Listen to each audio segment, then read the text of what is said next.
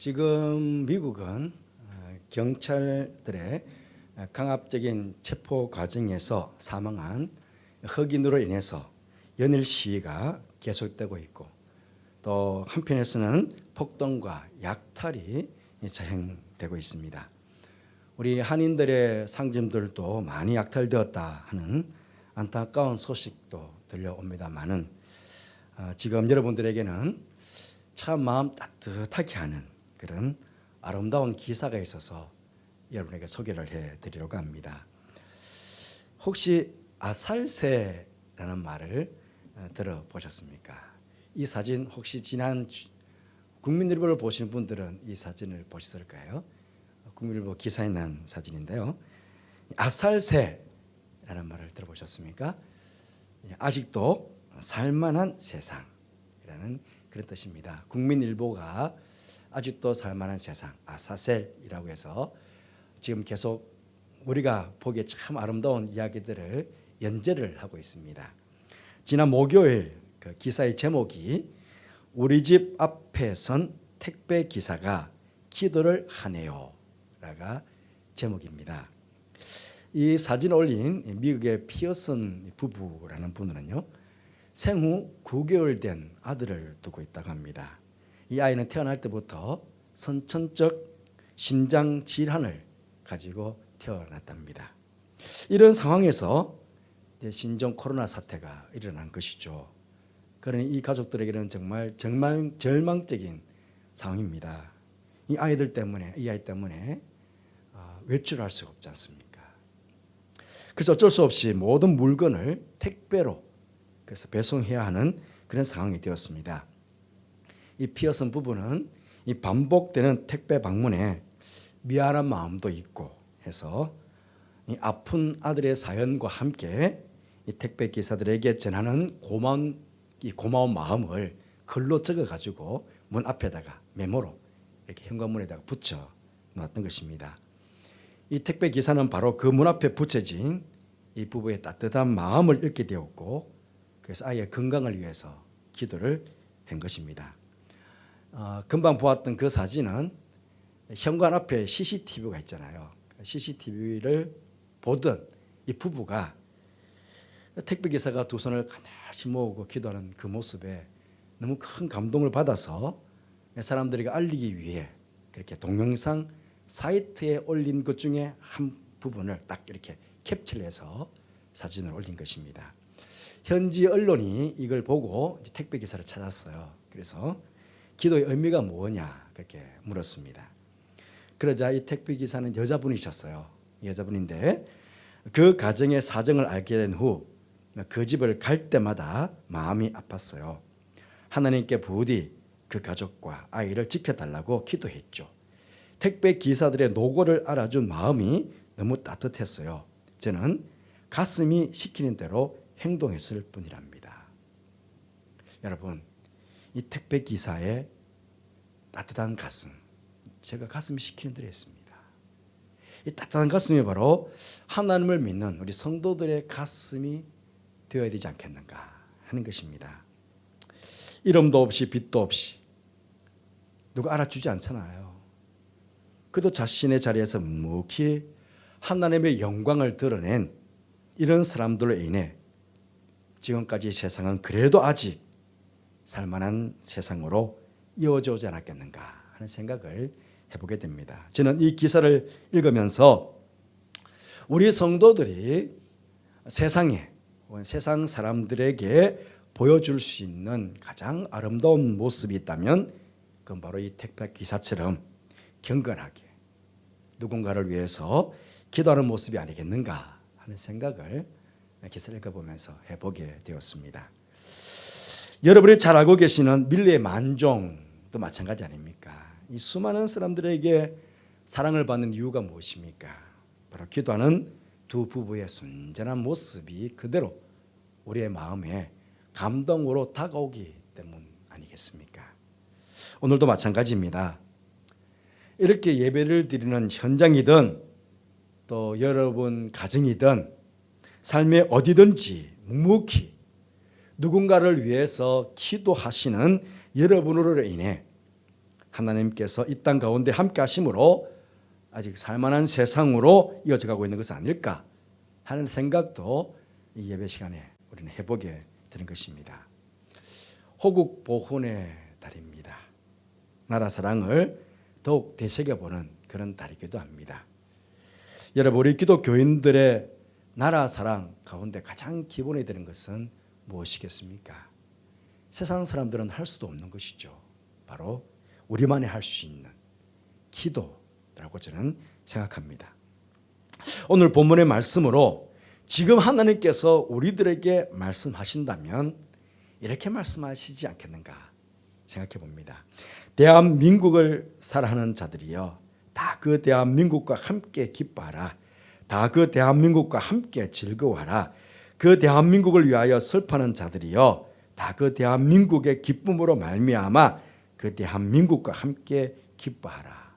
그렇게 오늘 우리들에게 말씀하시지 않을까 그렇게 생각해 봅니다. 여러분, 이 말씀처럼 우리 조국 대한민국과 함께 우리가 기뻐하고 즐거워할 수 있다는 것은 무엇 하면 그렇게 될까요?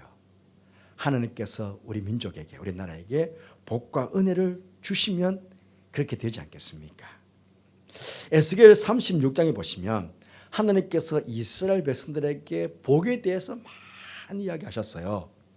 사람들을 많게 하시고 짐승도 많게 하시며 성읍도 건축하게 하시고 다시는 자식을 잃지 않게도 하시고 다른 나라의 수치와 비방을 당하지 않게 하시고 새 영과 새 마음을 주셔서 정결한 백성이 되게 하시고 곡식이 풍성하게 해 주실 것 등등의 약속들을 이스라엘 백성들에게 다 해주셨어요. 내가 너희들을 부강하고 잘 사는 나라가 되게 해주겠다, 그렇게 약속한 것이에요. 그런데 중요한 결론은 에스겔서 36장 37절 38절 말씀이 이어지는데요. 주 여호와께서 이같이 말씀하셨느니라. 그래도 내가 복을 다 주겠지만 그래도 이스라엘 족속이 이같이 자기들에게 이루어 주시기를 내게 구하여야 할지라. 내가 복을 다 주겠지만 그래도 이 백성들이 이렇게 되기를 내게 구해야 할지라. 왜? 그리한즉 그들이 나를 여호와인 줄 알리라. 그렇게 말씀하셨어요. 여러분, 하나님께서는 우리에게 복을 주시기를 기뻐하시는 분이십니다. 하지만 그냥 복을 주셨다간 자신들의 능력으로, 자신들의 힘으로, 자신들이 잘나서 이렇게 되었다고 교만해질 수가 있지 않겠습니까?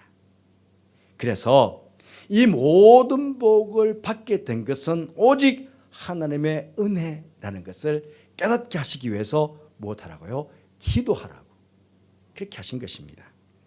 여러분, 우리 또한 우리나라와 함께 기뻐하고 즐거워할 수 있으려면 우리나라가 하나님께 복과 은혜를 받아 부흥하고 발전하는 그런 나라가 되어야 되지 않겠습니까? 그렇기에 우리 성도들이 해야 할 나라를 위한 가장 중요한 책임과 의무는 바로 기도하는 것입니다. 저는 이 시간 대한민국을 사랑해서 함께 기뻐하고 즐거워하기를 원하시는 여러분에게 이 나라와 이 민족을 위해서 해야 될 기도 제목 몇 가지를 말씀드리려고 합니다. 첫째는 먼저 우리 기독교인들의 믿음을 위해서 기도를 해야 되겠습니다. 우리 먼저 우리 자신을 위해서, 우리 기독교인들 자신을 위해서 먼저 기도를 해야 되겠습니다. 일제 시민 통치와 6.25를 겪은 우리나라가 이렇게 잘 살게 된 비결이 무엇이라고 생각하십니까? 그것은 바로 믿음을 지키고 기도한 우리 믿음의 선배들이 계셨기 때문입니다. 일제시대 때는 신사참배를 거부하고 순교하면서까지 끝까지 믿음을 지켰던 우리 믿음의 선배들이 계셨고 6.25 때도 많은 분들이 믿음을 지키고 교회를 지키기 위해 순교를 당했습니다. 최근에 또 쭉 이렇게 순교에 대한 6.25 때 순교를 당한 것에 대한 6월달이 되면서 기사화한 내용들을 제가 보았습니다. 6.25 때 한 교회입니다. 한 교회에서 가장 많은 순교자가 나온 곳이 전남 영광군에 있는 염산교회입니다. 우리 노예도 염산교회 있는데요. 전남 영광군에 있는 염산교회인데 6.25 때요. 그 교인들의 3분의 2가량인 77명이 교회와 믿음을 지키기 위해서 순교를 당했답니다. 그중에 예를 들어 보면 노병재 집사의 가족들은 무려 22명, 22명이 굴비처럼 다 묶여가지고 돌멩이를 메고 수장을 당했다면 아버지, 자식들, 삼촌까지 다 22명의 사람들이 몰살을 당한 겁니다. 한 교회에서 신앙생활 하다가 거기 보니까 죽음을 앞에 두고 4살 배기 어린 아이가 언니 등에 업혀서 무섭다고 울자 얻고 있던 언니가 울지 말라, 우리는 지금 천국에 간다. 그 달래면서 그 어린 것들이요. 언니라고 해서 언니도 나이 많았겠습니까? 같이 순교회를 갔다는 것입니다. 이렇게 어린 아이들까지도 신앙의 정조를 굽히지 않고 그렇게 순교를 당했습니다. 우리나라 순교 일화를 보면요, 이런 참 가슴이 뭉클한 그런 내용들이 정말 많아요. 여러분, 이런 순교자들의 굳건한 믿음 위에서 우리나라 대한민국이 부강한 나라로 성장해 왔고 또 이 땅에 수많은 교회들이 세워졌습니다. 그런데 지금 이 땅에는 6.25 때보다 더 수많은 교회가 세워졌고 더 수많은 믿음의 사람들이 생겨졌지만 믿음만 놓고 본다면 순교하면서까지 믿음을 지켰던 그 선배들의 믿음에 비하면 지금 우리의 믿음은 어떨까요? 정말 굳건한 믿음을 소유한 성도들이 1,000만 명의 성도들 중에 몇 퍼센트가 되겠습니까? 어느 시대에나 명목상의 기독교인들은 있었지만 최근에 명목상의 기독교인들이 점점 늘어나고 있다고 합니다. 지난 5월 달입니다. 지난달 학술원 공개 세미나에서 발제한 한 논문에 보니까 한국 교회의 명목상 기독교인, 명목상 기독교라는 것은 주일 예배에 참석하느냐 참석하지 않느냐, 나는 기독교인입니다 그러면서도 주일 예배에 참석하지 않는 사람들, 1988년에는 17.6%, 2004년에는 18.6%, 그런데 2017년에는 무려 23.3%가 조사됐답니다. 100명 중에 23명은 내 기독교인인데도 교회 안 간다는 것입니다. 이제 우리 한국 교회는 코로나 이전과 코로나 이후로 엄청난 변화가 있을 것이라고 많은 분들이 이야기를 합니다. 그 한 변화 중에 교회에 출석하지 않는 명목상의 기독교인들이 훨씬 많이 늘어나게 될 것이다. 그렇게 전망하고 있습니다. 여러분, 우리의 믿음이 무너지면 이 땅은 소망이 없습니다. 그러하기에 이 땅에 기독교인들이 굳건한 믿음에 설 수 있도록 기독교인인 내가 믿음이 약해지지 않고 더 굳건한 믿음의 사람이 되기 위해서 그 소리는 먼저 기도를 해야 되겠습니다. 특히 우리 다음 세대가 나라와 민족을 위해서 기도하기를 쉬는 것이 죄인 줄 아는 그런 믿음의 자녀들, 그런 믿음의 청년들이 될 수 있도록 우리는 기도해야 하겠습니다. 기도하는 백성은 망하지 않습니다. 기도하는 백성들이 있는데 어떻게 하나님께서 이 나라와 이 백성과 함께 하시지 않으시겠습니까? 둘째로 자유가 잘 보존이 되는 나라가 될 수 있도록 우리는 기도해야 되겠습니다. 우리나라는 자유와 민주주의가 얼마나 소중한가를 우린 직접 식민지를 통해서, 전쟁을 통해서, 독재를 통해서 배웠습니다. 여러분, 자유는 하나님 나라의 가장 근본된 가치입니다. 우리 인간이 하나님께서 주신 자유로 죄를 범하고 결과적으로 죄의 노예가 되어 자유가 왜곡되고 더럽혀졌지만 하나님께서 우리에게 다시금 자유롭게 하시기 위해서 독생자 예수님을 이 땅에 보내셔서 십자가에 우리 대신 죽게 하심으로 우리로 하여금 죄에서 건지시고 자유롭게 하셨습니다. 그래서 갈라디아서 5장 1절 말씀에 그리스도께서 우리를 자유롭게 하려고 자유를 주셨으니 그러므로 굳건하게 서서 다시는 종의 멍에를 매지 말라, 그렇게 말씀하셨습니다. 우리 민족이 일제 시민 정책에 항거해서 3.1 운동처럼 목숨 바쳐 독립운동했던 이유가 무엇입니까? 바로 자유를 위해서입니다. 6.25 때 공산 정권에 목숨 바쳐 맞선 것도 바로 이 자유를 지키기 위해서였음을 우리는 잊지 말아야 합니다. 따라서 어떤 경우에도 우리 대한민국은 자유민주주의의 가치가 존중되고 실현되는 그런 나라가 되어야 하는 것입니다. 이런 나라가 될 수 있도록 우리는 기도해야 하는 것입니다. 셋째로는 정의로운 나라가 될 수 있도록 기도해야 합니다. 여러분, 정의는 상대적이 되어서는 안 됩니다. 나에게는 정의가 다른 사람에게는 불의가 되는 것, 그것은 절대로 정의가 아닙니다. 지금 우리나라의 내로남불식의 정의가 우리 사회를 얼마나 어지럽게 하고 있습니까? 정의는 절대적인 진리로서의 정의가 되어야 합니다.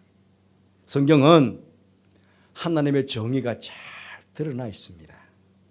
하나님의 나라는 하나님께서 주신 법, 이 법이 정의롭게 공의롭게 시행되는 나라가 하나님의 나라입니다. 그래서 하나님께서 이스라엘에게 율법을 주시면서 뭐라고 했습니까? 신명기 4장 8절 말씀에 오늘 내가 너희에게 선포하는 이 율법과 같이 그 규례와 법도가 공의로운 큰 나라가 어디 있느냐, 그렇게 말씀하셨습니다. 무슨 말씀입니까? 공의로운 가장 큰 나라는 어떤 나라는 것입니까? 하나님의 법을 따르는, 혹은 가장 근접한 법을 세워서 그 법과 질서를 지키는 나라가 하나님 보시기에는 가장 큰 공의로운 나라라는 것입니다. 이제 우리나라 입법부인 국회가 21대 국회가 이제 시작이 되었습니다. 이들이 세우는 법이 누군가에는 정의가, 누군가에게는 불의가 되어서는 안 됩니다. 그렇잖아요. 모두에게 공평한 정의로운 법이 세워질 수 있도록 그렇게 우리는 국회의원들을 위해서도 기도를 해야 되는 것입니다. 아모스 5장 24절 말씀에 오직 정의를 물같이 공의를 마르지 않는 강같이 흐르게 할지라 그랬습니다. 그렇습니다. 정의가 물같이 공의가 강같이 흐르는 그런 이 나라, 이 민족이 될 수 있도록 우리는 기도를 해야 하는 것입니다. 네 번째로는 전쟁이 없는 평화의 나라가 될 수 있도록 기도해야 되겠습니다. 우리나라는 같은 민족이면서 서로 다른 이데올로기로 남과 북이 나뉘어져 있습니다. 공산주의 북한 정권은 자유민주주의 남한을 적화 통일하는 그런 전략을 한 번도 바꾸지 않고 계속 세우고 있습니다. 핵무기를 계속 개발하고 있고 수시로 남쪽에 대해서 도발을 하고 있습니다. 그렇게 더욱 전쟁이 없는 평화의 나라가 될 수 있도록 우리는 기도해야 되겠습니다. 여러분 잘 아시는 대로 지금 21세기입니다. 20세기의 수많은 지식인들, 이상적인 나라, 이상적인 사회를 건설하기 위해서 너무 쉽게 공산주의, 사회주의에서 그 방법을 찾으려고 했습니다.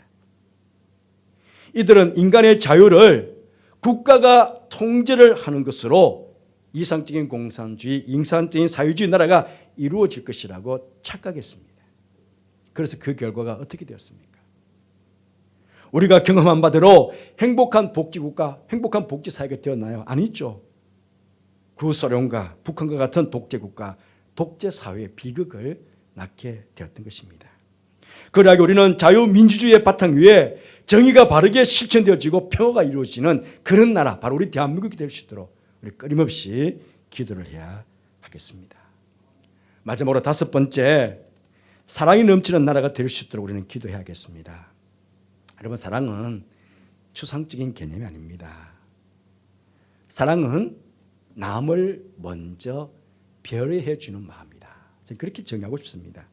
조금 전에 보았지만 집주인은 택배 기사들의 수고로움에 그들을 배려하는 마음으로 그들의 고마운 마음을 담아서 메모지에 글을 남겼습니다. 택배 기사는 얼굴도 모르는 사람들이고 아이였지만 그들의 아픔을 마음에 담고 정성 어린 마음으로 하나님께 그들을 위해서 기도를 했습니다. 여러분, 이것이 바로 서로 배려하는 마음 아니겠습니까? 이게 바로 서로 사랑하는 마음 아니겠습니까? 우리에게 이런 사랑이 필요합니다. 남을 먼저 생각하고 남을 먼저 배려해 줄 줄 아는 이런 마음이 필요한 것입니다. 우리 서로 이런 마음만 다 가지고 있다면 지금 이 사회에서 발생하는 수많은 다툼들이나 문제는 아예 생겨나지도 않을 것입니다. 서로 사랑하는 마음으로 배려해 주는데 어떻게 다툼이 생기고 어떻게 살인이 일어나고 어떻게 이런 많은 문제들이 발생할 수 있겠습니까? 아마 서로가 배려하는 마음, 사랑하는 마음만 가지고 있어도 이런 많은 이 사회의 문제들은 아마 일어나지도 않고 오히려 해소가 될 것이라고 저는 생각합니다.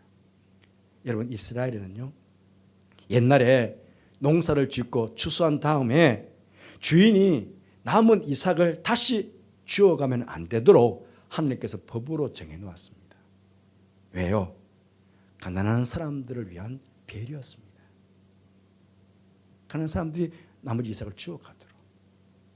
포도나무나 감람나무 열매를 따도 다 따지 않게 했습니다. 왜? 언제나 남겨두어서 가난한 사람들이 나머지를 따갈 수 있도록 그렇게 배려했던 것입니다.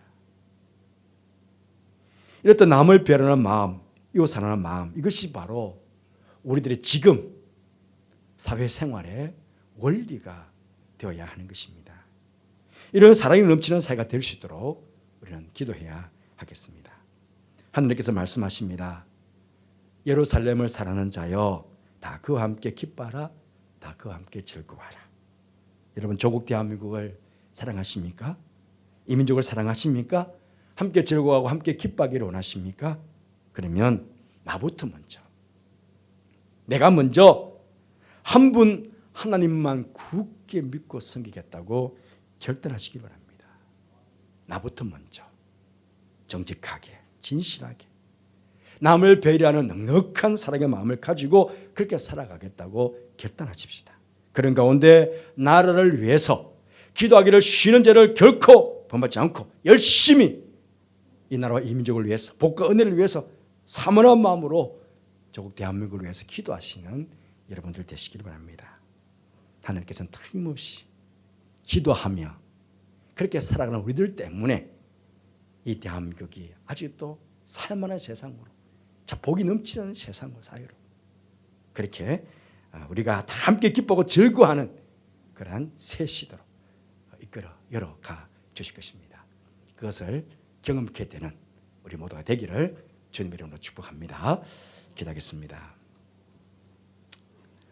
주님, 순교자들의 피가 뿌려져 있는 이 땅, 이번 코로나19 사태를 보며 참 우리나라가 잘 사는 나라구나, 우리나라가 참 부강한 나라구나 하는 것을 다시 한번 깨닫게 해주신 하나님 참 감사합니다. 우리나라 대한민국의 우리 국민이 되게 하신 하나님 참으로 감사합니다. 우리가 이 나라 더욱 행복하고 부강한 나라, 이 나라와 함께 기뻐하고 즐거워하는 그런 시대를 열어가기 위해서 더 최선을 다해서 더 열심히 기도하는 우리들이 되게 하여 주옵소서.